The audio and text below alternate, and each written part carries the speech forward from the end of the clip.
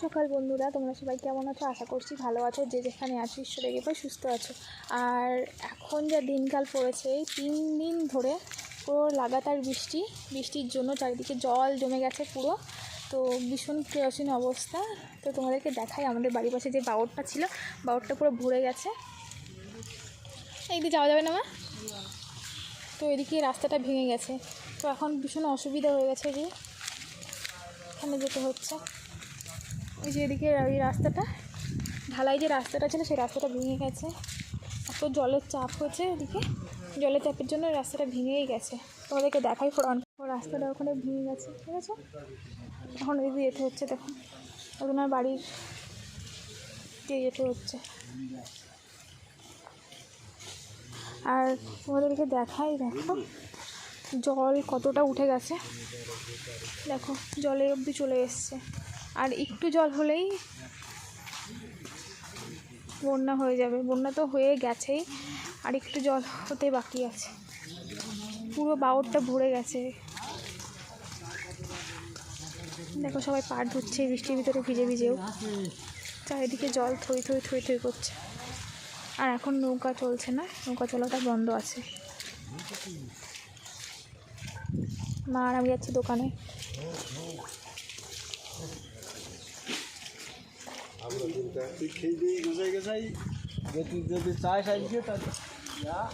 দেখো নৌকা বন্ধ, নৌকা এখানে আদা আছে।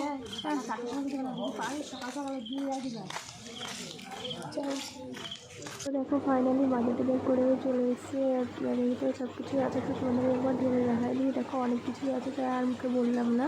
তো এদিকে দেখো সারাটা দিন, এই 3 দিন ধরে এত বৃষ্টি হচ্ছে, দেখো বৃষ্টির থামার নেই।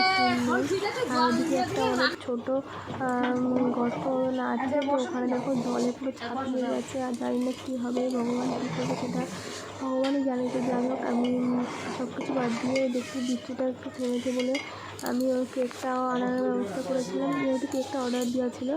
আর এদিকে আমার কাকিমা এখানে দেখো মজা মারছিল, আর আমি এদিকে পায়েসটা বানাচ্ছিলাম। আর এখানে দেখো লুচিটা বানাচ্ছিলাম। লুচিগুলো সব কটাই কিন্তু ফুলেছে, কিন্তু এই দুটো ফুলছিল না কেন আমি বলতে পারবো না। দেখো আমার কাকিমা, বোনু, মা, সবাই লুচি দিয়েছে।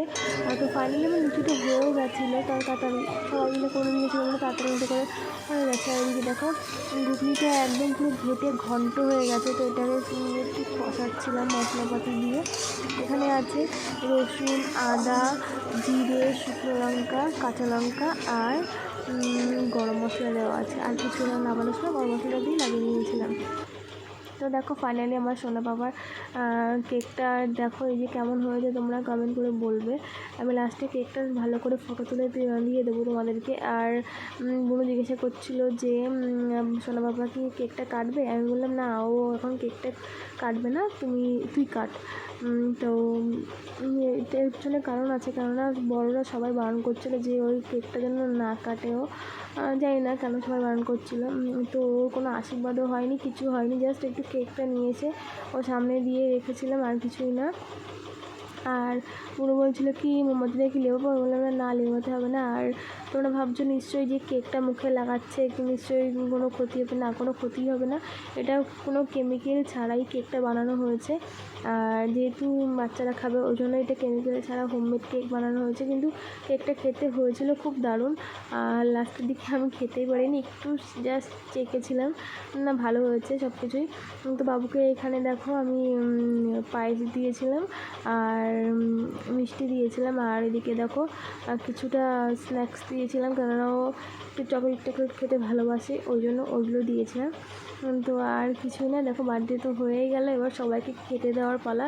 তো এখানে দেখো সব ওর আছে, মাসিমণিরা আছে, মামা আছে, আর এদিকে সব দিদিরা আছে, সব ফোনে ফ্ল্যাশ অন করে ফটো তুলছে। আর এবারে একটু কারেন্টের সমস্যা, ওই জন্য। এদিকে দেখো সবাই খেতে বসে গেছে, সবাইকে খেতে দিয়ে দিয়েছি, সবাই খাচ্ছে।